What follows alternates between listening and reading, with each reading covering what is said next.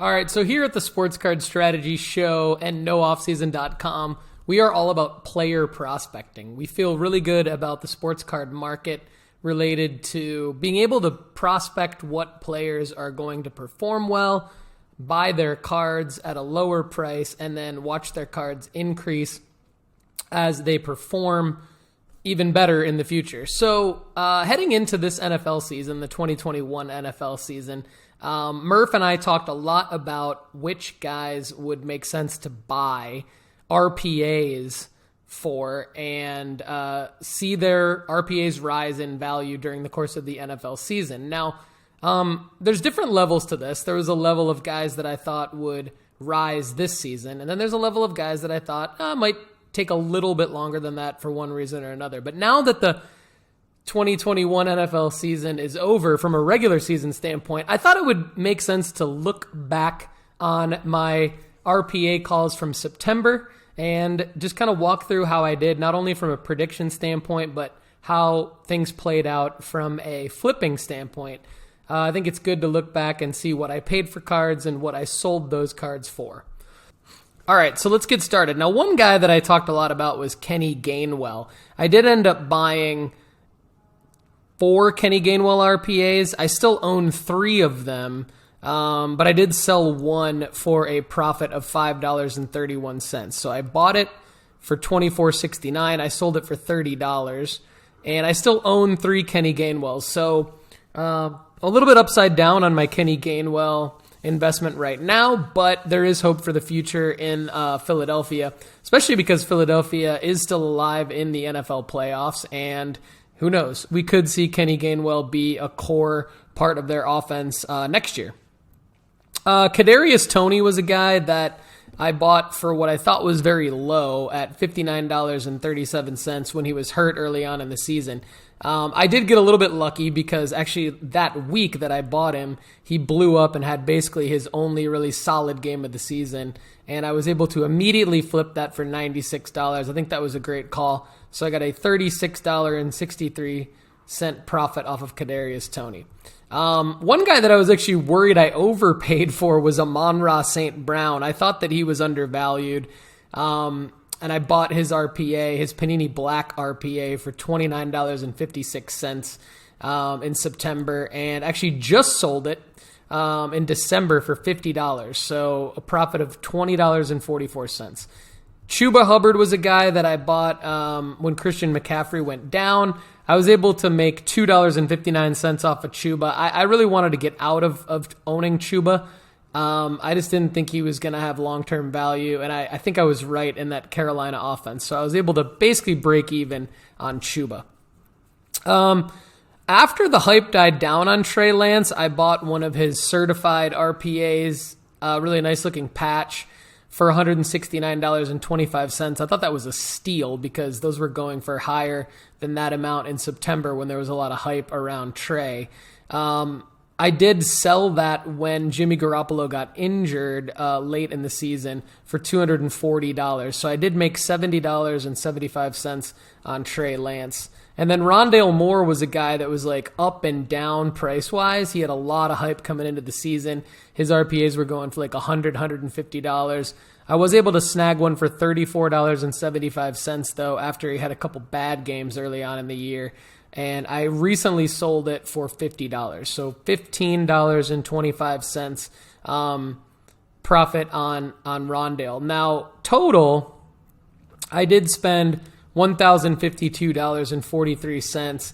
I did make back $498.89. So I'm underwater currently by $553, but you can see that the profit margin on these cards is actually pretty solid. The average profit margin is, I'm ballparking around 15 to 25%. So let's just call it 20% profit margin on these cards. And so the fact that I still own guys, let's walk through the guys that I own that I feel good about moving forward. Kenny Gainwell, do I think I can break even on a Kenny Gainwell $17 RPA? Absolutely. I think worst case I can break even on that. Travis Etienne, I own 2 Travis Etienne. One is a certified freshman fabric RPA, and another is an Origins RPA that's actually numbered to 49. Basically an average cost of like $35.50 on those. Do I think I can sell those for $75 probably at the beginning of next NFL season? Absolutely. So I think that's another profit. I was able to snag a Trevor Lawrence Rookie Phenoms jersey card out of the Donruss set for $29. I think I can easily sell that for double, even triple at the beginning of next season. Rashad Bateman, I paid $37 for a Panini Elements Neon Signs auto, numbered to 75. I should be able to sell that for 50, maybe even 75, depending on how he performs next season. I think I can break even on all my Kenny Gainwells. I did buy a lot of Jerry Jeudy's because he was underpriced. I think I can probably break even on Jerry Jeudy. I think there's some profit on Elijah Moore because I got a $17 Elijah Moore RPA. I might have to take a bath on Jalen Reagor. I might have to take a bath on some of the running backs, Michael Carter, Antonio Gibson, and Zach Moss might be losses. I do think I'm going to make quite a bit of profit on Van Jefferson. Eventually, I have a $30 and a $16 Van Jefferson RPA. Tylan Wallace, I think I can probably break even because that was only $15. Marquise Hollywood Brown, hopefully I can sell that for $50 next year. And then Kyle Trask was a play that I think might take a few years to pan out, but I think if he ever gets some hype around him as a starter in Tampa Bay, those could be easily sold for $200 just because of the quarterback position. So that could be a huge profit margin. I think that by a year from now, I should be right around $1,500 to $2,000 for this initial $1,052 investment. After just a few short months, I've already made back $498.89 and still own 23 cards.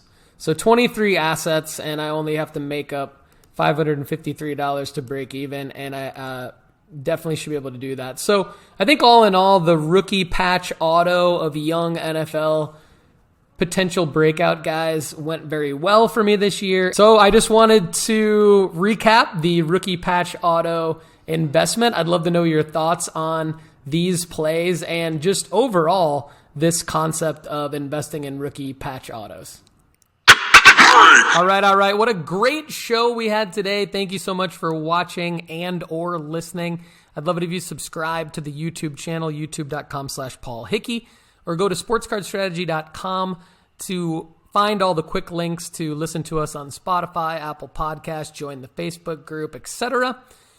Thanks again to today's sponsor, MarketMoversApp.com by Sports Card Investor. I want you to go there and use the promo code NOOFFSEASON, all lowercase, to save 20%. Of course, you can also get a free $10 at starstock.com to buy cards by using the promo code NOOFFSEASON, all lowercase there. I'm Paul Hickey with NOOFFSEASON.com. This has been your Sports Card Strategy Show. Tune in next week. Thanks and have a great day.